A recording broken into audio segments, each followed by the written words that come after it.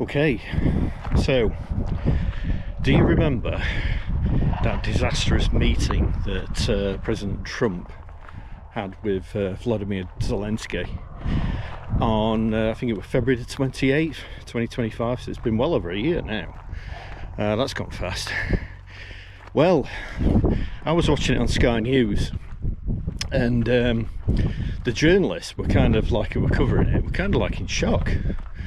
And they were trying to get their head around what had happened. Now, I'm sure journalists have got to be, have got above average intelligence, because, at the end of the day, it's quite, you've got to be pretty educated to do that job. You've got to read up on a lot of subjects which you might not hitherto know much about.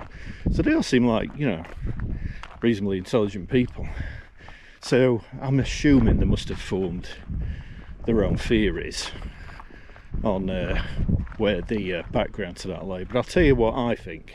Donald Trump, essentially, even though he's now spent a total of about 5 or 6 years as president, if you count 2016 to 2020, so he has now got some experience in politics.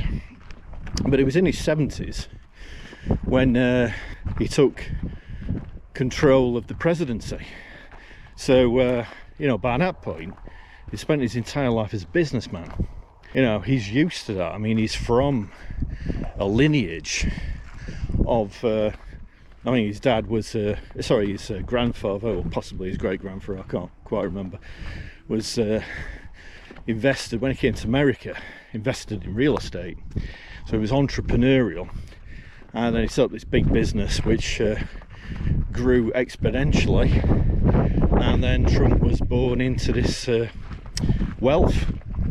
But he was born within a context of business. So that's all he knew, business, and how to make deals. And Trump's the kind of person who believes that you can solve any problem, political included, by making deals. What have you got to offer? What have you got to bring to the table? But obviously, he'll not make it explicit, but it's putting American interests first. And that's fine, fair play to him. I wish Keir Starmer would do that.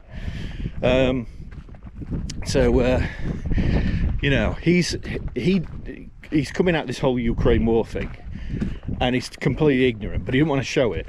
He don't know about the whole history of Ukraine and Russia and Putin. All he knows about Putin is he admires the guy, because Putin, let's be honest, obviously is a bit of a, sorry if you're watching this, Vladimir, don't want to be don't be sending me any perfume in the post, but he's a bit of a dictator, let's be honest. He's basically shaped himself into another czar.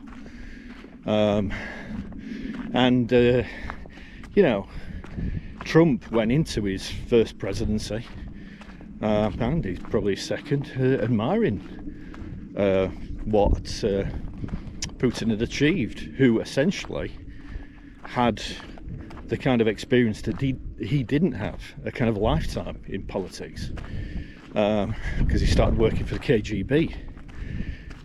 Obviously right from the outset a political entity, don't get much more political.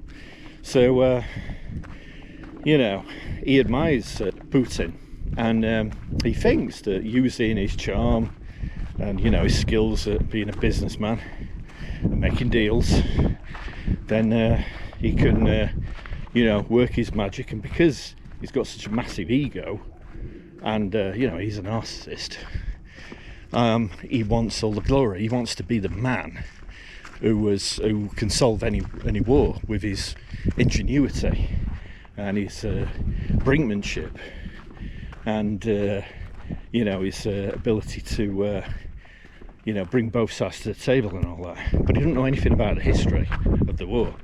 So he meets up with Zelensky, and he's coming at it from a point of view of right, okay, so what do you want then?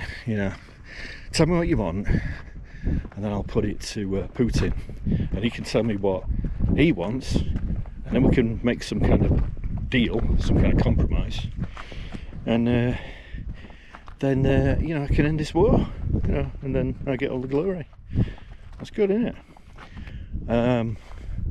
So he turns up, and of course, basically, Zelensky is being an Aquarius. He's a humanitarian, he puts his own people first. But being an Aquarius, and therefore a fixed sign, he's also stubborn. And being stubborn can be a good or a bad thing when we're going here. But he's stubborn in a good way, because he is sticking up for his own people, and he's not letting anyone derail that. He's not ceding ground, because he knows that Putin will take advantage. Putin's a dictator and he's an aggressor. So Trump's going in there, he's got no idea about the background. He just thinks, it's two sides, just 6 of one is half a dozen of the other. We can sort this out. Come on. Look, if you can't be adults about it, I'll sort it out. Look at my history of brokering deals. You can achieve anything with making deals. So Zelensky is trying to impress upon Trump in this meeting. You can't negotiate with Putin. We've already tried. He's not interested. He'll make all the right noises, but ultimately he's not interested in ceding ground. And ceding ground is the only way that any kind of settlement could be reached. But you see, that's the whole point of why Putin invaded Ukraine, because he's like Hitler, he's a nationalist.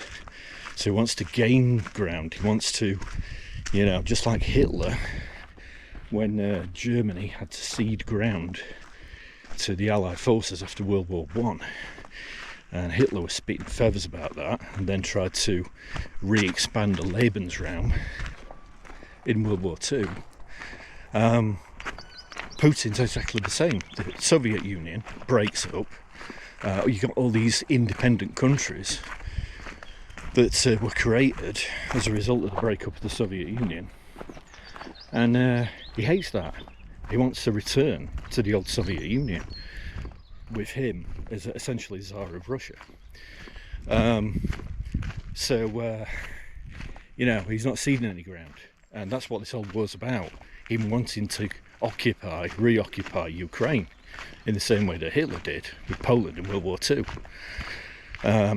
because he considered it a former, he wanted to unite the whole area occupied by German-speaking people. So Trump's like obviously Zelensky's digging his heels in. He's like saying, look, Trump, you've got to listen. Donald Trump doesn't really do listening very well. So then, he perceives Zelensky as being intransigent, like frustrating, not willing to make a deal, because he's completely ignorant about the background of the war, because he's had a lifetime in business, not politics, even though, he'd spent over 4 years as president by that point, 4 or 5 years. So that's what kicked off. Now, Trump isn't a fixed sign, he's a Gemini. So he's more kind of flexible, which is where, his, ability, whatever you want to call it, to negotiate or make compromise, to act as a diplomat, comes from. But his problem is he needs to educate himself before he gets involved in these things. And then Vance wades in, doesn't he? Essentially being Trump's Rottweiler, and then all you can hear is barking coming from him. And he talks about him being disrespectful, and then talks about Zelensky not wearing a suit. Difficult one, the whole suit thing, because I think probably might be wise if Zelensky did wear a suit when he attends these meetings, to try and show that he's on some kind of common ground. He's is an equal and he has some kind of status and importance. But I can also see the reason why Zelensky doesn't wear a suit, because he wants to show to his people he's all about the people. He's not about the bureaucracy. He is one of the people, which is why he dresses in a casual way. So anyway, it all went pear-shaped. But ultimately, it doesn't matter. This is the frustrating thing. How many times has Trump met up with Zelensky now? And how many times has Zelensky come to the UK? So that Keir Starmer, who's invited him, can stick his tongue as far up his arsehole as possible. And indeed every other foreign war or situation going across around the world. It don't make any difference. It don't make any difference. Just like Hitler did with Neville Chamberlain in World War II, who basically said to Chamberlain said, "Oh, look, all right, we'll kind of, I know he invaded Poland and everything, but any chance you could just like stop there?" And Hitler goes, "What? Yeah, all right then. Oh, that's great. Could you just sign this declaration saying that?" "Yeah, have you got a pen?" "Yeah, all right." There you go. So then Chamberlain comes back, and he's waving this piece of paper triumphantly to say he's reached a deal. And Hitler just totally ignored him. Just carried on regardless. Which is why we had to kick him out and get someone with a bit more balls like Churchill.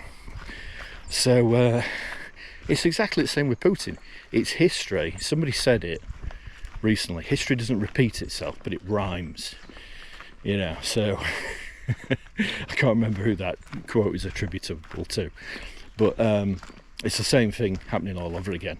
So it don't matter how much Trump meets up with Putin, Zelensky meets up with Trump meets up with Keir Starmer, and that's just pointless. It's all just a bit of a stage, complete waste of airfare in coming over to the UK. It doesn't matter what support we pledge, Putin's not going to budge. The only thing that's probably going to end this war is Putin's death. And then is it going to be a case of when he goes, meet the new boss, same as the old boss, as the who once said? Because possibly not. Because he is a reactionary, he's an anachronism to the days of the Soviet Union, possibly a younger leader, who's not old enough to remember the Soviet Union, might then take a new approach. But yeah, that's why it went tits up, really, that whole meeting. I could have told all the journalists that, but they might have understood it anyway, maybe apart from the astrology part. But people educated themselves and believed about the, in the astrology, you'd find it would explain a lot more things than what you hitherto might not fully understand. So there you go. Anyway, that's my video on that. So I'll see you soon for the next video.